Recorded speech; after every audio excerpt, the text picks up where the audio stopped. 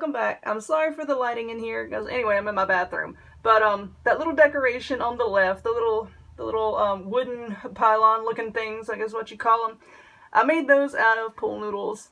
So hang on, I'm going to show you how to make it. Alrighty, so of course, first off, what you're going to need is a pool noodle. Now I've got a handful of these from the Dollar Tree. Yes, I know that you can buy these at Walmart for 97 cents. I know that. I got mine at the Dollar Tree. So you're going to need one of these, or two or three, you know, depending on how tall you want to make yours. You're also going to need a roll of this contact paper. I call it shelf liner paper. Dollar Tree does carry this, but my store is always out when I go there. So I got this at Walmart. It was like, it was a little over $5 for this big, huge roll. And I got the wood grained kind. You're going to need some white acrylic paint, some of these little spongy brushes, some of this decorative nautical rope. I just grabbed two of these because my store always runs out. So I just grabbed two to make sure that I had enough. This came from the Dollar Tree as well. You need a pair of scissors, a hot glue gun, and some glue sticks. Whoopsie! I only use Gorilla Brand. If you want to buy Gorilla Brand glue sticks, which I think are the best, I will put a link down to where you can purchase them from Amazon in the comments down below. So keep your eyes out for that. Okay, so to start off with, you're going to take your pool noodle and then you're just going to cut it into a few pieces of just varying heights. And these are really, really easy to cut. You can use scissors or a knife. I used a pair of scissors. And as you can see, I just cut these into like three different, you know, like staggering lengths, I guess you could say.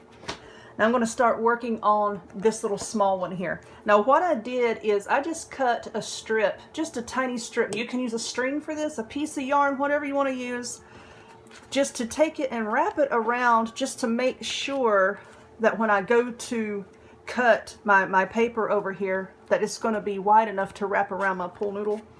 So this is my measurement here.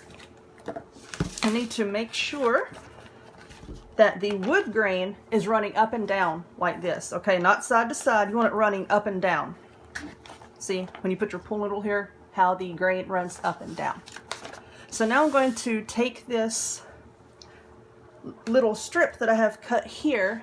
I'm just going to put it on the contact paper here just to make sure that it's going to be wide enough. And I'm going to cut on that line. Cut, cut, cut, cut. Okay, let's put that here just to make sure that I get the height right. And it's okay if you cut it just a, you know, a little bit longer than what your piece of noodle here is. Then you can just go back and trim it off. It's all right. Don't worry about it. It'll be okay. Now I'm just going to cut across. Okay, let's get that out of the way. It might roll off the table and make a big loud noise. I don't know. Now what we're going to do is peel this off like this. I like to peel off just a little bit like that and then lay the noodle down. Though it kind of helps a little bit, you know, like working out the wrinkles and whatnot. You're going to get some wrinkles in this probably. That's okay. You just go slowly and just try to smooth it out like this. Sorry about that, my camera cut off. But anyway, what I was saying is you can take the paper and just kind of fold it down like this around the edge, or you can just cut it off. I've done both. For this, I think that I'm just going to fold it down just like this. And then you want to cover the end of it like with another piece of the paper. So I'm just going to cut a little square here. And then what I'm going to do is I'm going to use some hot glue and I'm just going to go around. I know this is such a bad angle, y'all, and I'm sorry. Just go around like that. And then I'm just going to stick it down onto the contact paper like this. No, I did not peel the backing off because this stuff is thin. And with the hot glue, if you put some on the end of the noodle like I did, and then if you peel off the back and stick it on there, one, the glue can warp your paper and melt through it because it's kind of plasticky feeling. I mean, this is not actual paper, you know, and the glue can melt it. And if it's too thin, you know, you can also see the glue underneath it, you know, it'll cause some ripples. So this is why I'm doing it like this. See, you can't really see any ripples under there. So I'm just going to let that glue cool, and then I'm going to take my scissors and I'm just going to trim off the excess, you know, just to kind of, you know, give it a more finished look on the ends. But I'm going to go ahead and do my other pieces of noodle, wrap them with the paper, and then I'll come back and I'll show you what we're going to do with the paint. So now that I have the paper and the bottoms stuck on here, what we're going to do is I'm going to, I should have already done this, I apologize, open up my little foam doohickey here, and then we're going to take some of this white acrylic paint and just squirt a little bit of that into a bowl or onto a plate, you know, whatever you want to do with it. We're going to add some water. We really want to thin this down because you're looking not for like paint, but like for a whitewash. Okay, that's kind of like what we're going for. It's like a whitewash type deal. I'm just going to set this over here, and I'm probably going to make a mess on this table, but it's okay. It's my old raggedy table here. So I'm just going to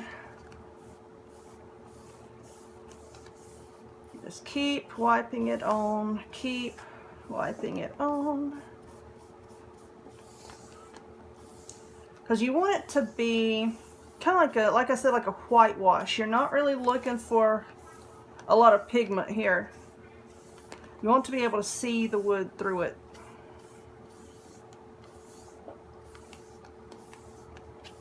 So let's wipe that here, and this is where it can get a bit messy.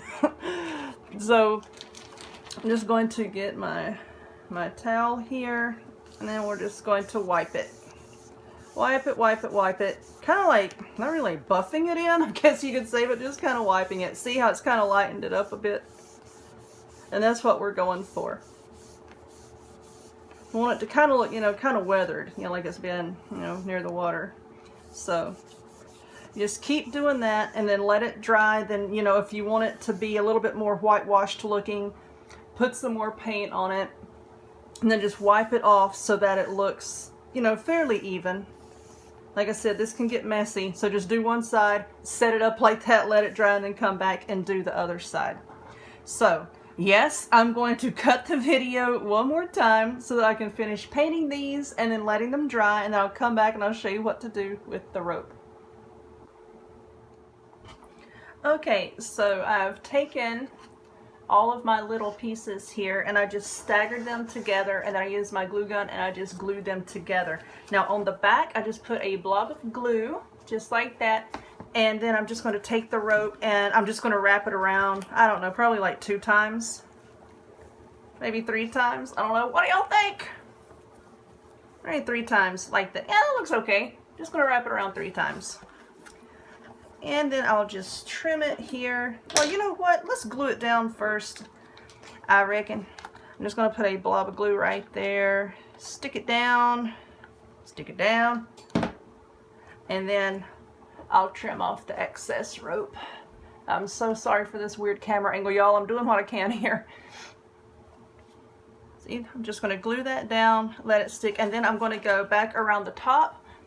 I don't know, somewhere, like this is my shortest one. I'm going to go right around in here somewhere, and I'm going to do that again. I'm going to wrap like 3 pieces of the rope around there. Yeah, this paint is a little powdery, but when I get done, yeah, I'm going to go back. I'm going to trim off any little pieces of glue that might be showing. I'm going to wipe it down, you know, get some of this powdery stuff off of it.